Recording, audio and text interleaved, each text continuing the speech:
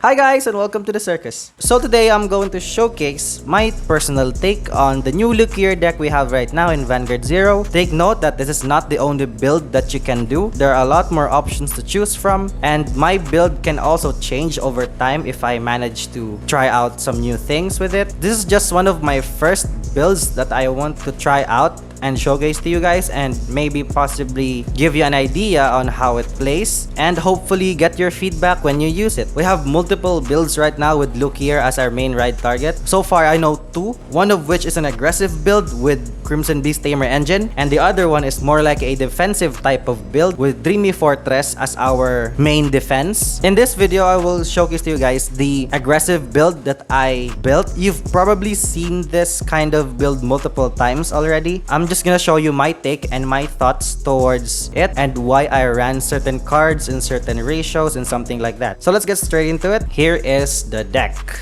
Okay, let's start with the starter. We run our Girl Who Crossed the Gap. Her rearguard skill is what really matters here, which is rearguard circle, counterblast 1, and put this card into your soul. Call another unit from your soul other than Girl Across the Gap. This is one of your best ways to reset your columns before even going to battle phase. Like for example, if you soul charge randomly a Alice, for example, or a trapezes or a midnight bunny, you can use her to fetch them out and then use them when you go to battle phase and do your shenanigans. Also, she goes to soul, meaning if you use Luquier's limit break, you can potentially call her out if you want to and if you need to, because Luquier calls one unit from each grade. Sometimes I debate on using her instead of using Luquier's limit break, which fills up my board. Starting from the grade 1s, we run 3 purple trapezes. The reason I run 3 only because I only have 3 right now, and I feel like it's the right ratio for it because grade 1 slots in Pale Moon are really tight, and you can always just fetch trapezes out from deck using Dancing Princess of the Night Sky, or maybe possibly soul charge it randomly. She is one of the key cards right now. She came back because you need her to reset columns and provide Luquier power even on main phase and battle phase. I use her sometimes to reset a soul charger so that I can have another unit in the soul that can potentially help me win. If you don't have that much trapezes, you can maybe work it out with only 2 copies, but I suggest having it a minimum of 3. Aside from the 4 PGs that we have right here, we have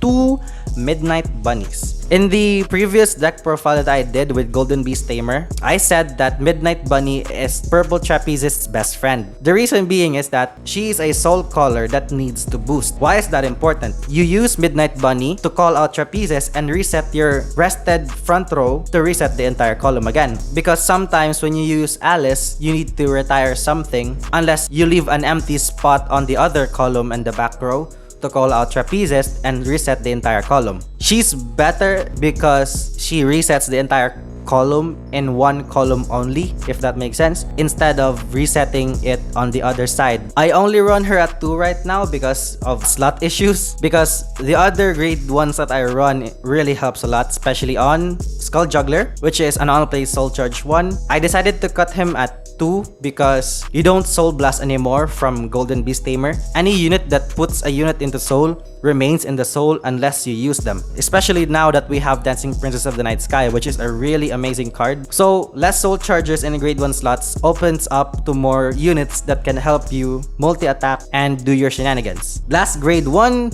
is 2 Turquoise Beast Tamer. Again, we run the Crimson Beast Tamer engine here, so Turquoise Beast Tamer is amazing here because she is a constant 10k booster if you have Crimson Beast Tamer in the soul, which is easily met right now because of Dancing Princess of the Night Sky. You can probably mess around with this ratio if you want to. If you like to suggest any ratios perhaps or any units, I am also considering running Magician of Quantum Mechanics, but we already have Girl Across the Gap for that. Moving on to the grade 2s, obviously we run the 4 Crimson Beast Tamers. One of the key cards of this build because when you have her in soul, all your other units that relies on her being in the soul unlocks their full potential, especially on Turquoise Beast Tamer and Barking Manticore. And she also boosts herself if she has her clone in the soul. Absolute 4 off when you run the Crimson Beast Tamer build. Next, we run 4 Nitro Jugglers. I decided to bump up all the soul charges in the grade 2 slots because your Vanguard has enough power now to hit the Vanguard, if that makes sense. Your Vanguard gains a lot of power now, so it's a bit of a waste just to hit your Vanguard to a rearguard circle for Nitro Jugglers because soul charging is really important here. We run the one-off tech card, which is one Barking Cerberus.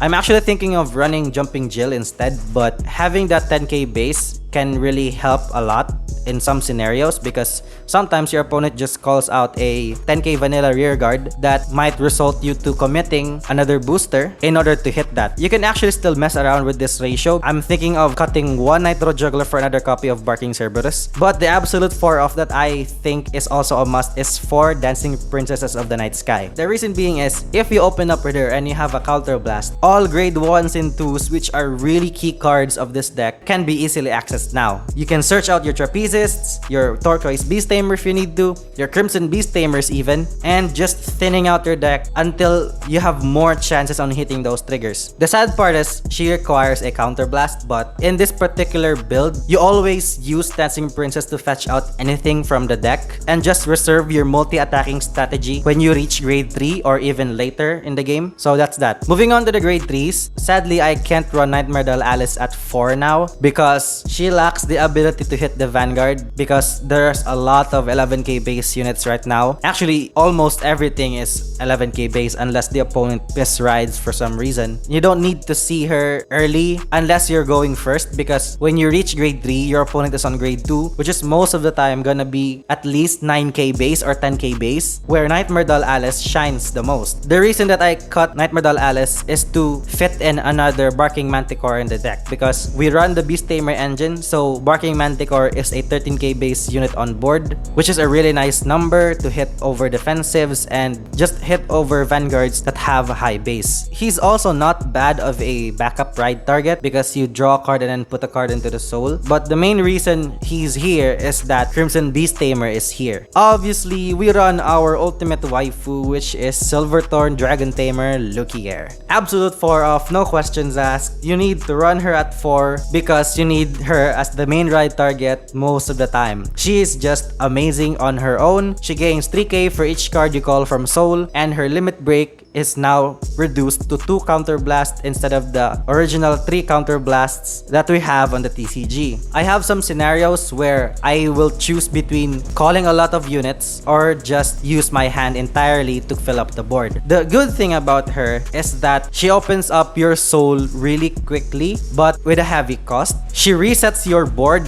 and then just calling all your units from your soul that you need to in order to finish the game. There are times where you lack a lot of units because your front row is almost always empty. Sometimes your back row lacks a unit and then Silverthorn Dragon Tamer Luquier just saves the day. You need at least 2 face-up counterblast. It's not a big issue right now, trust me, because you only use your counterblast for Dancing Princess of Night Sky early. If you manage to go multi-attacking, you only multi-attack with your Midnight Bunny and your Alice.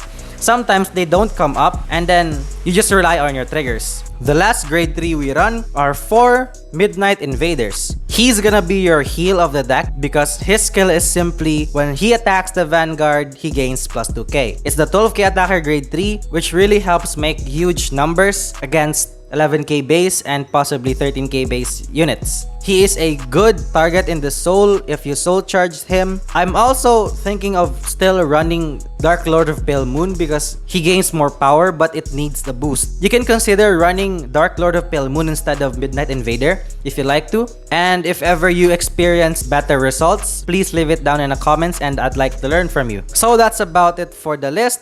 And for the triggers, finally, we run 4 draws, 5 stand, and 4 heals.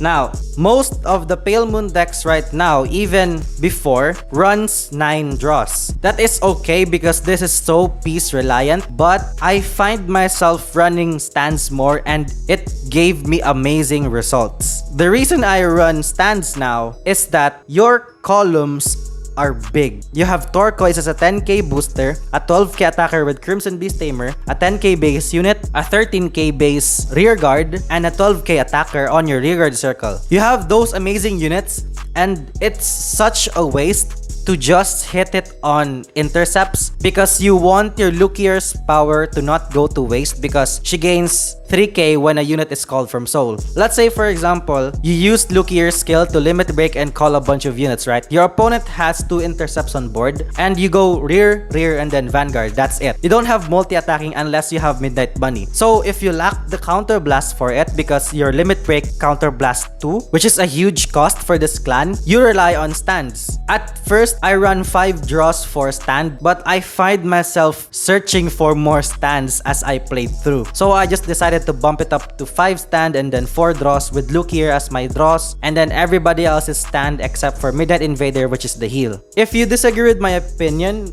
feel free to dislike this video, and if you did, please leave your opinions in the comments. I would like to hear what you want to say because this is absolutely just my personal opinion. Feel free to copy this list and then give your feedback towards it because personally, I really enjoy this build a lot. Again, you can still make changes to the build like cutting out Midnight Bunny for more soul chargers, cutting out Nitro Juggler for more 10k base or maybe jumping gels, use Magician of Quantum Mechanics, change the starter, make some changes in the ratios like bump it up to 4 Alice or maybe even 4 Barking Manticores as your heal. There's still a lot of changes that can be made here, and it's only up to the player who decides what is the best build for their playstyle and their taste. So this is just me here showing you guys my take on it. Again, leave your opinions in the comments, and sorry I can't provide any sample games because this video would take too long. Maybe I'll upload some gameplay to it, or maybe if you guys want